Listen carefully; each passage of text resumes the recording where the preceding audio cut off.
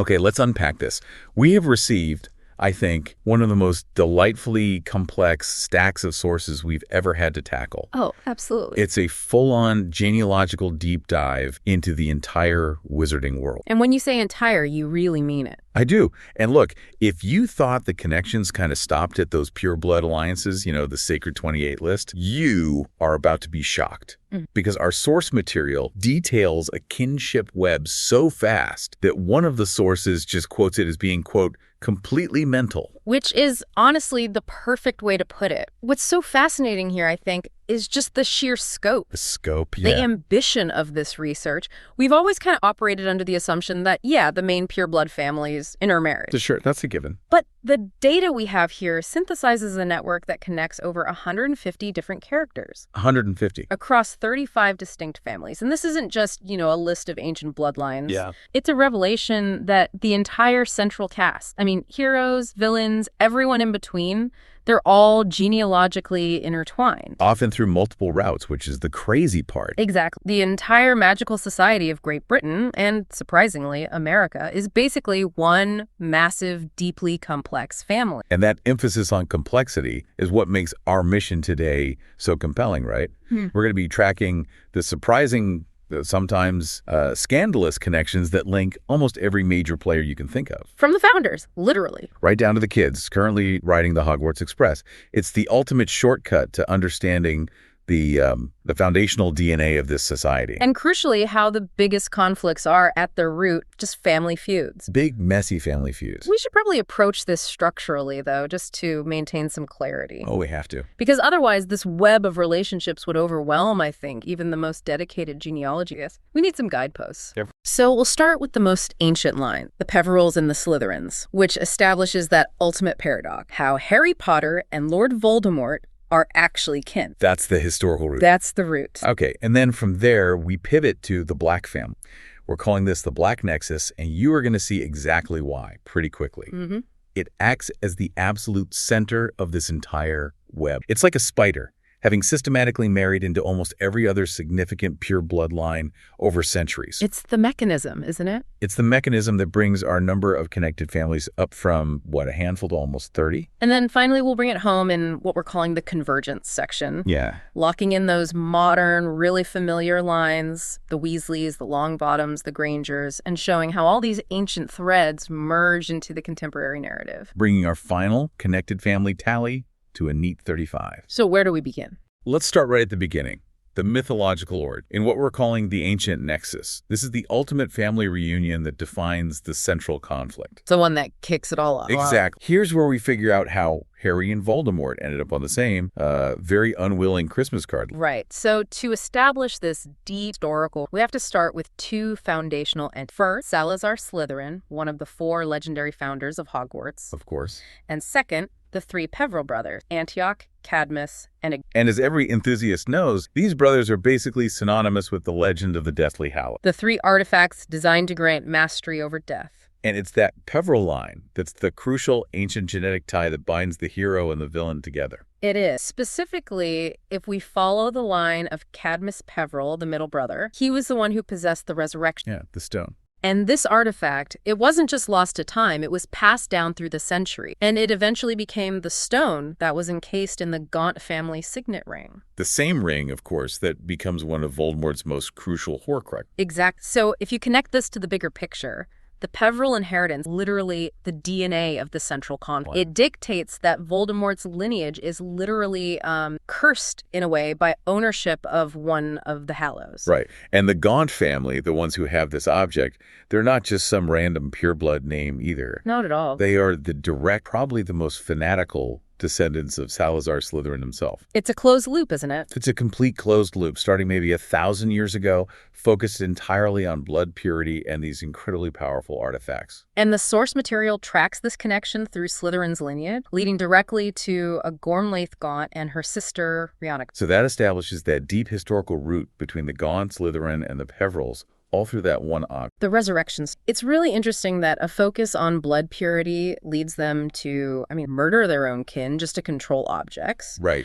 Do the sources give any context as to whether this violent infighting was common across, say, the Sacred 28, or if this kind of cruelty was really unique to the Gaunt? The sources strongly suggest that the Gaunt line elevated that obsession with purity to a level of just exceptional cruelty. Okay. And they often turn that violence inward on themselves. And we see that immediately in the very next step of the genealogy. Which is? It's a detail that adds massive depth to this history because the timeline expands way beyond Britain. Rhianna Gaunt, Gormlaith's sister, she married a man named William Sayre. Sayre, a new family. Immediately bringing the Sayre family into this ancient bloodline. And their daughter is the key figure who takes this entire history global. Isolde Sayre. Isolde Sayre. What's astonishing is that Isolde, a direct descendant of Salazar Slytherin and the Peverells, was one of the co-founders of the American wizarding school, Ilvermorny. That is incredible. So this one marriage connects the foundational magic and bloodlines of Britain directly to the foundational magic of the United States. It makes the Atlantic divide look very, very small. It really does. And this specific branch of the family also contains a truly tragic and frankly terrifying anecdote that just highlights the corrosive nature of the Gaunt line's obsession. What happened? The research materials confirm that Isolde's parents, Rhianna and William Sayre, were actually murdered by her own aunt, Gormlaith Gaunt. Her aunt murdered them. Why? Gormlaith did it in a violent attempt to prevent the, quote, dilution of the Slytherin bloodline. Of course. And to seize control of the Resurrection Stone, which she believed belonged solely to her branch of the family. It's just a horrific act of pure blood obsession that literally forces Isolde to flee the country. Which is what leads her to found Ilvermorny in the New World. So this act of violence, which was aimed at preserving purity, ironically leads to the most inclusive branch of the Slytherin. Exactly. Isolde chose integration. She chose inclusion. She ultimately marries a Muggle man named James Stewart. A Muggle. So that links the Stewart family to this powerful ancient line. And this choice immediately begins to diversify the entire lineage. Isolde and James, they had 2 magical daughters, but crucially, they adopted 2 boys. Adopted? Webster and Chadwick Boot. And this adoption is so significant because it is the mechanism by which the Boot family is brought into the tree. Wow. It's a perfect example of how this complex web extends far beyond just the major historical founders. Absolutely. And the Boot family link, that connects us instantly to Terry Boot. Terry Boot from Ravenclaw. A Ravenclaw student during Harry's time. I mean, think about that for a moment.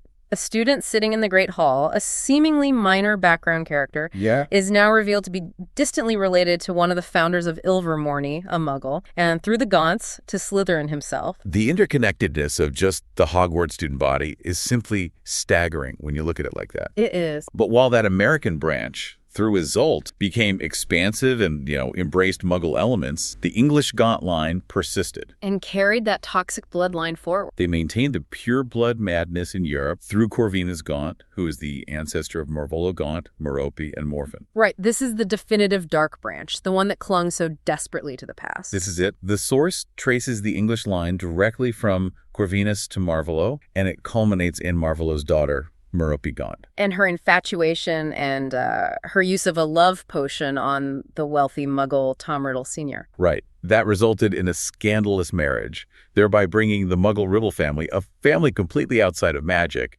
into this web. Which brings our count of interconnected families to 11 already. And their son, Tom Riddle Jr., Lord Voldemort, he is the final convergence point for all of this darkness. The ancient Slytherin bloodline, the Peverell legacy of the Deathly Hallows, Gaunt paranoia. It all converges into the single figure of the Dark Lord. He is literally the product of 1,000 years of pure blood obsession and just catastrophic choices. Okay, so now let's pivot our focus to let's call it the light side of the Hallows lineage. Yes. If Voldemort inherited the Resurrection Stone Ducadmus, where does Harry fit? So we have to follow the line of Ignotus Peverell, The youngest brother. the youngest brother, who possessed the cloak of invisibility. Okay. So Ignotus Peverell is the ancestor of a woman named Aolanthe Peverell, who married Hardwin Potter. And there it is. The Potter family enters the chat. It's just absolutely fascinating how the Peverell brothers' chosen Hallows, the Stone of Resurrection, and the Cloak of Invisibility literally define the 2 opposing branches of this family tree. One obsessed with conquering death. And the other focused on evading it. And this lineage provides a truly fantastic little piece of trivia that only this kind of deep source analysis can reveal. I love this part. The origin of the name Fleamont. It seems so random. Right.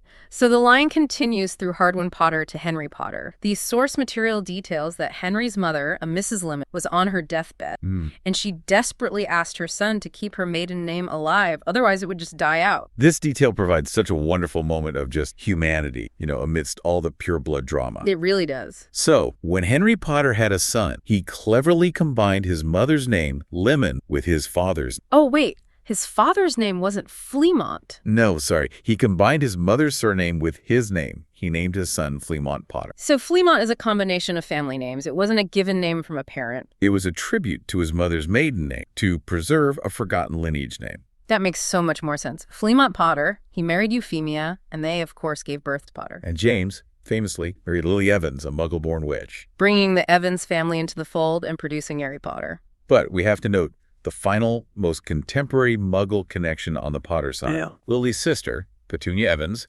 married Vernon Dursley. Officially adding the Dursley family and their son Dudley to this now sprawling, complicated lineage. And this is where we need to introduce a crucial theme early on. We know Petunia despised the wizarding world, right? Despised is an understatement. But what we're establishing here is the fundamental irony. Her sister's magical blood meant that Petunia herself became genetically linked, not just to the Potters, but to the entire magical world. Including the Malfoys. And even Voldemort himself. Her desire for normalcy was constantly being undermined by her own family connections. Constantly. So let's synthesize this first phase. Okay. Just through these initial ancient lines and their immediate Muggle contact, the Hallows holders and the Slytherin descendant. We have already connected Slytherin, Peverell, Gaunt, Boot, Sayer, Stewart, Riddle, Potter, the Lemon name, via Fleamont, Evans, and Dursley. That's 11 families. 11 families, linked by blood and in some cases by tragic violence, and we haven't even gotten to the Black family yet. And this foundation confirms that the conflict itself is genetically The Dark Lord and the Chosen One are cousins through the Hallows. Wow. Now, we transition into section 2, where the connections just explode exponentially. This is where it gets dense. If the Peverell line was the deep historical root, the Black family is the massive, sprawling canopy of the wizarding world tree. They are the central hub. The nexus. The nexus that systematically facilitates the intermarriage across almost every other major pure-blood family in Great Britain. We are about to go from 11 connected families to 27. Let's do it. Okay, so the sources start the Black line with 4 early members: Phoebe, Alexia, Eddie, and Licorice Black. Licorice. Of these 4, only Licorice had children, and he married Magenta Tripe. Tripe. Which is how the Tripe family, an early, often forgotten pure-blood name, is brought into the growing genealogical chart. Okay, so Licorice and Magenta had 3 children, Cygnus, Arcturus, and Miss Epinua Black. And the first wave of spin-offs happens immediately, which demonstrates the Black family's strategy of using marriage to accumulate power. Miss Epinua Black married into the Bilshwick family, adding them to the growing web of influence. Meanwhile, her brother, Cygnus Blackeye, married an Ella Max, and they had 4 children. One of them, Isla Black, married a Muggle named Bob Hitch. Oh, a Muggle! So she got blasted off the tree, I'm assuming. Oh, definitely removed from the family tree. But that officially connects the Hitchens family to this ancient bloodline before the Blacks decided to ostracize her. The main line that continues through Phineas Nigellus Black. Phineas Nigellus, the familiar, often exasperated portrait who graces the headmaster's office and Sirius Black's home. That's him. He married Ursula Flynn, and this is the point where the connections get very specific and contemporary. Because this marriage links the Black family to the Flint family. Exactly. And what's fascinating is that the sources immediately tie this specific link to a well-known, if minor, contemporary character. Marcus Flint, the Slytherin Quidditch captain during Harry's time, often remembered for his brutal tact questionable. He is a direct, albeit distant, descendant of Phineas Nigellus Black. We're tracking a line that extends from the 18th century down to a Quidditch man in 1990. It's just astounding that these ancient lines are directly connecting the characters we see arguing over Quidditch rules 25 generations later. It really is. So Phineas Nigellus and Ursula had 5 children, leading to a huge second generation. Okay. Their son, Sirius Black II, for instance, married Hesper Gamp, bringing in the influential Gamp family. Known for their strict adherence to traditional pure blood laws, right? The very same. And Sirius Black II's son, Arcturus Black III, married Melania Macmillan. This marriage is crucial because it links the Black family to the Macmillan family, which connects directly to Ernie, the Hufflepuff. The earnest, sometimes pompous, but ultimately loyal Hufflepuff student in Harry. It just confirms that this is a truly comprehensive study. You're connecting the most evil lines to some of the most steadfastly loyal. And here's where the blood purity obsession turns, frankly, morbidly in. The source highlights the tragic and perhaps inevitable consequences of such rigid adherence to tradition. Arcturus III and Melania's son, Orion Black, married his own cousin, Walburga Black. Of course he did. This is not just a marriage. It's a commitment to reinforcing the perceived purity of the line at the expense of, genetic diversity. And Orion and Walburga are the parents of Sirius Black III, the Sirius we know, and his brother Regulus Black II. Right. What the research emphasizes is the tragic end of this inbred line. Both Sirius and Regulus died prematurely. So the main branch of the House of Black, the one that clung most fanatically to blood purity, ultimately failed. It died out, leaving only Creature the house elf as a living remnant. That detail just offers such a powerful narrative commentary on the fate of pure blood supremacy. It does. And simultaneously, other branches of the family were expanding strategically. Arcturus Black II married Lysandra Yaxley, linking them to the Yaxley family, and specifically Corbin Yaxley, a known Death Eater. And Arcturus II's brother, Cygnus Black II, married Violetta Bulstrode. Which brings in the Bulstrode family, linking them specifically to Millicent Bulstrode. The Slytherin girl, often seen with Pansy Parkinson, famous for her brief run-in with Hermione and the Polyjuice Potion. Every seemingly unconnected pure-blood name is now tied back to the Black Nexus through meticulous strategic marriage. And Cygnus II and Violetta had 4 children. One of them was Pollux, who continued the main line. But here's the major structural moment for the larger narrative. Their daughter, Doria Black, married Charles Potter. Charles Potter. This is the critical moment of reconnection. It reinforces the initial Peverell Potter link we established in Section 1. It directly links the Black and Potter families via marriage, adding a second major connection point. What this confirms for you, the listener, is that the Potters are kin through 2 distinct routes. One, through ancient mythological descent from the Hallows. And one through direct marriage to the Black family's established political dynasty. But the Black influence doesn't just touch the heroes. No, it expands deeply into the Death Eater core. Pollux Black married Irma Crabbe, the Crabbe family, which immediately brings the Crabbe family into the mix. This is a significant connection. It links the central pureblood hub to Vincent Crabbe, Draco Malfoy's right-hand man, and his powerful, committed Death Eater father. The Black family is literally weaving together the bloodlines of the heroes and the lines of the most committed villains. It ensures that the war is fought between cousins. It does. And Pollux and Irma's son, Cygnus Black III, married Drella Rosier. The Rosier family, a name heavily associated with the dark arts across multiple generations. And what's fascinating about the Rosier connection is its depth across time. The sources detail how the single lineage connects to both eras of dark magic. Right, so Evan Rosier was a Death Eater in the original series. And Vinda Rosier was a known, loyal follower of Grindelwald in the Fantastic films. So this one marriage connects the Black family to nearly a century of dark political activity spanning 2 major global conflict. It suggests a family legacy committed to supporting dark leaders, regardless of art. And Cygnus III and Druella had the 3 Black sisters, who are the nexus of the modern generation and the most famous convergence point. Narcissa, Bellatrix, and Andromeda. These 3 women represent the 3 possible paths a pure blood witch could take. Alignment with the Dark Lord, strategic marriage for power, or complete rejection of the system. So Narcissa Black chose strategic alliance. She married Lucius Malfoy, thereby formally cementing the alliance between the Black and the massive Malfoy family, which the source notes is historically prominent in its own right, defined by wealth and political maneuvering. And their son, Draco Malfoy, then married Astoria Greengrass, which is a crucial final step, extending the web further to include the Greengrass family and their son, Scorpius Malfoy. So this demonstrates that even after the fall of Voldemort, the pureblood alliance is continued. They just shifted from dark political power to maintaining social standing. Bellatrix Black chose absolute fealty to the dark art. She married Rodolphus Lestrange, tying them directly to the Lestrange family, which links back to Leta Lestrange from Crimes of Grindelwald. This is the line committed entirely to Voldemort, to the Dark Lord's most insane, destructive inner circle. And what's also highlighted is a small, nuanced detail from their research about the difficulty in tracing the Lestrange. Their family tree traditionally only records the men. The women are represented as flowers. Wow. So this challenging record-keeping method not only complicates tracking the female lineage lineage,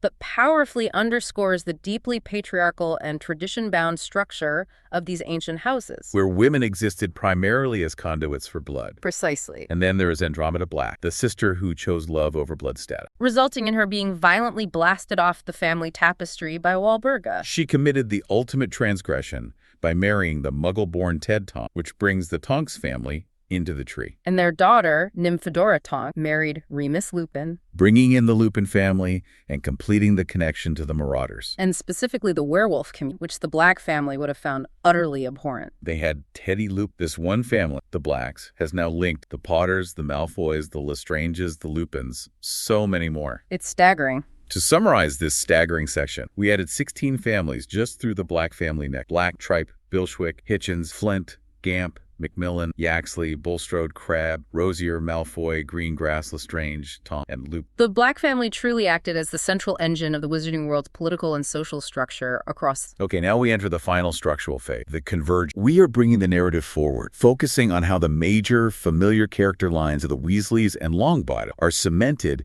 into this massive established network. Ultimately completing our 35 family web. So we circle back to the daughters of Arcturus Black II and Lysandra Yaxley. They serve as the key bridge to the Longbottom and Crouch families, which demonstrates the continued influence of the Black bloodline across multiple generations, even for those who married into, neutral or lighter families. So Calidora Black married Harfam Longbottom, bringing in the Longbottom family, a massive and highly respected name known for its strength and commitment to the ministry. They had 2 children, Algie and Augusta Longbottom. Augusta Longbottom, Neville's formidable grandmother and primary raiser. She's the crucial figure here. The matriarch who held the line after her son Frank and his wife Alice were tragically attacked by Death Eaters. Frank and Alice, of course, resulted in Neville Longbottom. And the sources confirm the final extension of this line. Neville eventually went on to marry Hannah Abbott, a Hufflepuff in his year, and later the landlady of the Leaky Cauldron. Thereby bringing the Abbott family, another well-established name, into the pureblood tree, ensuring the Longbottom line continues through a generation defined by fighting the dark. What's fascinating here is the specific relationship this reveals. The source confirms that Harry Potter and Neville Longbottom are officially related through the Black family tree. Both their families married into that massive pure blood structure, making them distant cousins. That adds a powerful layer to their friendship and their shared destiny as the 2 potential boys of the prophet. Their bond wasn't just shared trauma, it was shared blood. Wow. And the same generation provided the crucial link to the Dark Minstrel. Jairus Black, Calidora's sister, married Caspar Crouch. Adding the influential Crouch family to the list, they produced Barty Crouch Sr., a prominent, ambitious, and ruthlessly effective head of the Department of International Magical Cooperation. And Barty Crouch Sr. went on to father Barty Crouch Jr., and the sources note that this line ends tragically and decisively, confirming the ultimate failure of this branch. Right. Crouch Jr. killed his own father before receiving the domain. So the main Crouch lineage ends permanently. Like the Gaunts, this branch destroyed itself through its own fanatical pursuit of power. And now, perhaps the most critical connection for the Weasleys. The links to the Weasleys, the family famous for rejecting pureblood traditions and embracing deity. Or as the purebloods would say, blood traitors. The third daughter of Arcturus II and Lysandra, a Sidrella Black, is listed as having married Septimus. This is the moment the Weasley clan is irrevocably brought into the fold. Sidrella Black married Septimus, instantly connecting the entire red-headed family back to Slytherin, Peverell, Potter, Malfoy, and Crabbe all at once. This single marriage, despite the Black family attempting to deny it, breaks the isolation of the Weasley family within the broader pure. This specific marriage is why Walburga Black, Orion's wife, famously wrote hate mail and would scream at the mention of the Weasley name from her portrait. Of course. The marriage of Sidrella and Septimus was considered the ultimate betrayal of blood purity. It led to Sidrella's permanent removal from the family tree tapestry and cemented the Weasley status as blood traitors. A label they wear with pride. They do. Their son, Arthur Weasley, married Molly Prewitt, bringing the Prewitt family, another established pure-blood name, into the lineage. And the source provides specific ties here, noting that Molly had 2 brothers, Fabian and Gideon Prewitt. both of whom died fighting bravely for the Order of the Phoenix against Voldemort's rise. And the sources even provide a second separate link between the Weasleys and the Black, just reinforcing this massive connection. Another one. Molly's brother, Ignatius Prewitt, married Lucretia Black. So even if Walburga tried to blast Cedrella off the tap, the intermingling of the Black and Prewitt Weasley line inescape cross-gens. It's an incredibly dense knot of relation. It really is. And the final expansion occurs through the 7 children of Arthur and Molly Weasley. Their generation ensures the family web expands exponentially through their marriage, actively diversifying the bloodline that the Black family works so hard to keep pure. These modern marriages are arguably They formally link the ancient world to the contemporary, globalized magical society and introduce Muggle-borns and international lines. Let's detail the final extensions. Do it. First, Bill Weasley married Fleur Delacour, bringing the Delacour family into the mix, a French magical family with Villa heritage. This links the Weasleys to international magic and also connects Fleur's sister Gabrielle and their parents. Their children, Victoire, Dominique, and Louis, are the ultimate representation of multicultural magic. Okay, next. George Weasley married Angelina Johnson, adding the Johnson family. This brings in a prominent member of the Order of the Phoenix and connects the Weasleys to the growing non-traditional pureblood community. Their children are Fred and Roxanne. And of course, Ron Weasley married Hermione Granger, bringing in the Muggle-born Granger family, further diversifying the bloodline entirely outside of the pureblood obsession. This single marriage shatters the genealogical barrier that centuries of pureblood families had tried to maintain. They had Hugo and Rose. And finally, Ginny Weasley married Harry Potter.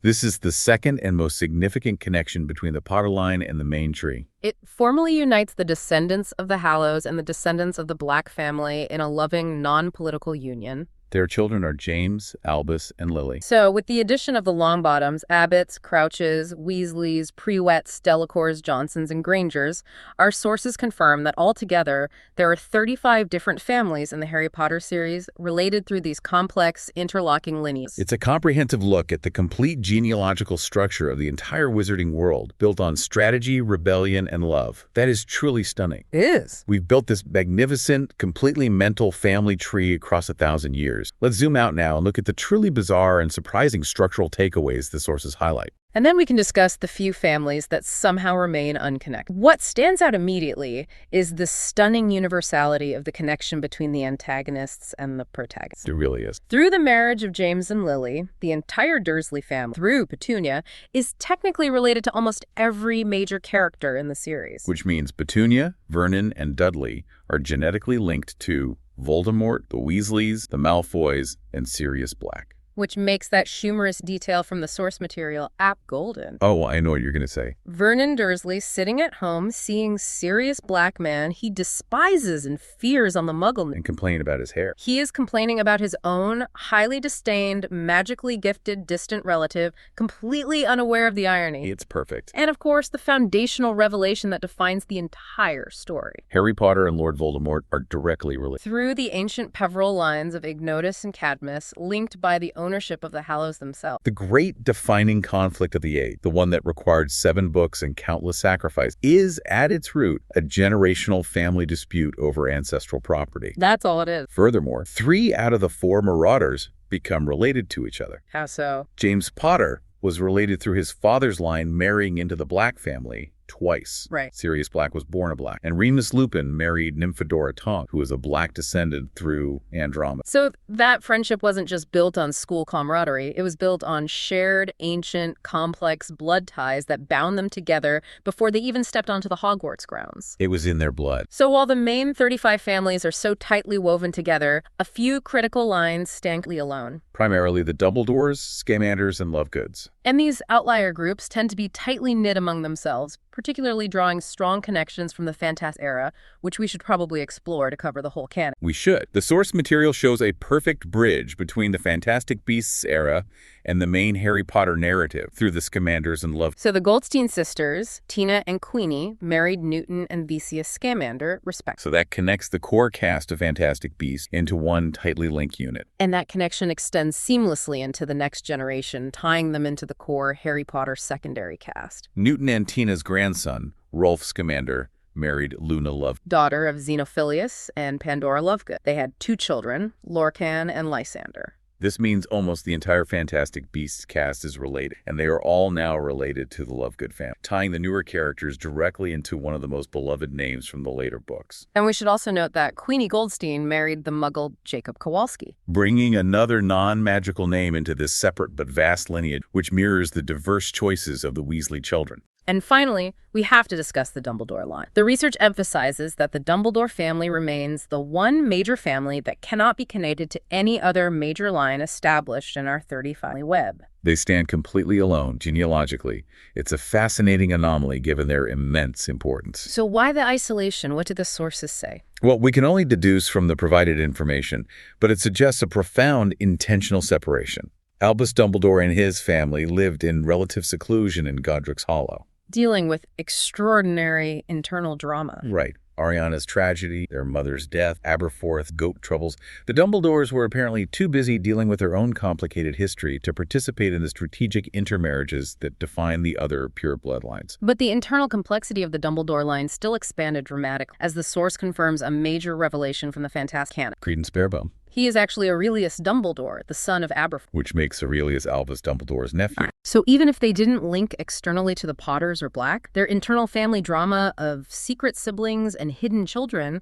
was complex enough to sustain its own narrative over multiple generations. So what does this all mean? That's the question. We started this deep dive believing we were exploring, a handful of related families, and we finished with 35, all interwoven across 1,000 years of history. Linked by shared artifacts, strategic marriages, and in some cases, violence and murder. The overwhelming conclusion is how truly tightly knit the wizarding world. The sheer scope of this interconnectedness, bringing in Muggle lines like the Dursleys and the Riddles, is far larger than previously imagined. It proves that isolation is essentially impossible for anyone who interacts with the magic. And it confirms that the conflicts of the wizarding world are not just abstract political clashes over ideology. No.